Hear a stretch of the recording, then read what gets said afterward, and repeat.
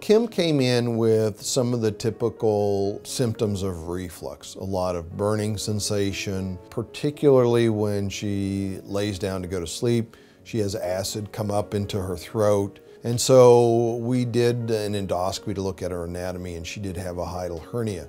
Before I found Dr. Ihde, I had been on GERD medications for over 10 years. I had been diagnosed with a hiatal hernia, which conventional wisdom had told previous doctors that we'd just leave it alone. It wasn't bothering me that much, and I would learn to live with the GERD that you medicated. Most of the patients that self-refer themselves are so far along in the disease process that they have not just the reflux, but they have other damage as well. So he checked everything, not just what would have been GERD related. He wanted, it was like the whole picture of Kim, rather than just, oh, just this one little thing and this one little medication and she's tired of taking it. It wasn't that approach at all. We went through a little bit of the history of surgical treatment of reflux disease to give her an idea of how many different things have been tried and what the outcomes are.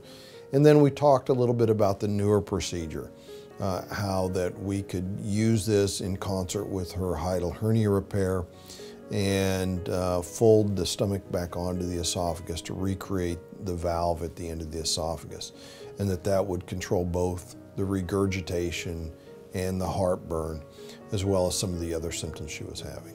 He suggested that we do some preliminary tests, of course, but he thought that I was a good candidate to have a TIF procedure. There are multiple procedures for reflux disease, and they're all called fundoplications, which is kind of a big term that means we're going to fold the stomach onto the esophagus. Dr. Ihde is just such a caring physician and so involved in what is current and what is the latest information about GERD. I think Dr. Ihde is the #1 guy.